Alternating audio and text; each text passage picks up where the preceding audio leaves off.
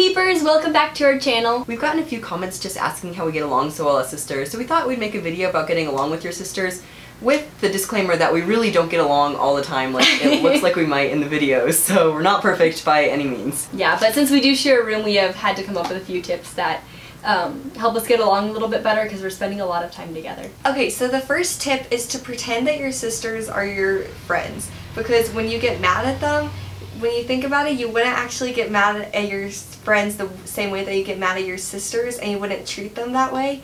So if you just act like they're your friends, then it'll help keep things a lot calmer. Another tip that we have is to just always assume the best. Like when one of your sisters or siblings say anything that hurts your feelings, or you know, they don't do their laundry again and you have to do it for them. Never happens here, but it might to you.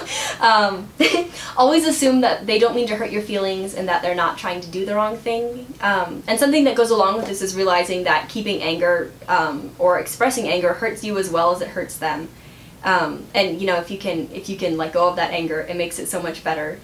Yeah, that's true. Actually, sometimes there's a lot of satisfaction if your sister gets angry at you and you don't get angry back. It can be a very victorious feeling. So. I'm the better sister after all! Yeah, it is. It actually kind of is. It might be bad, but it's a good thing to practice. Also, please realize that you and your siblings are all different people, and so once you stop comparing yourselves to each other, it makes things a lot better. So don't compare yourself based off anything athletically, fashion-wise, school-wise, just don't do it. Yeah, as you notice, all of us look very similar. Today someone actually asked if we were triplets, and we're like, no, we're not triplets, and they're like, are you twins? They're like, no. There are three of us. Nope. It's called triplets.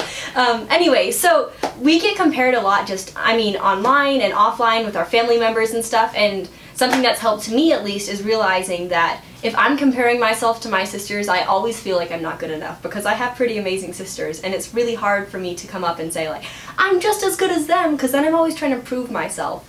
And just realizing that you don't have to prove yourself as a sibling, as a child, as, you know, anybody. You can just be yourself and let your other siblings be themselves too, and it doesn't have to be a competition. And going off of that, it's really important to acknowledge the good things that your siblings do. Like, I know for me, sometimes when I feel bad that I haven't done something as well as one of my sisters, I'll kind of close off and just be really grumpy towards them. Like, one time Ellie was in a middle school writing contest and I was in a high school writing contest. I got 3rd place, she got 1st place in her division. And I was really bitter about it, so I never complimented her, you know? I don't think I ever told you this. So, like, I was really kind of not so nice to her, but just be willing to, even if you're still feeling jealous, just say like, Ellie, great job, and that'll mean a lot. Oh, thanks, sis. Better nerds.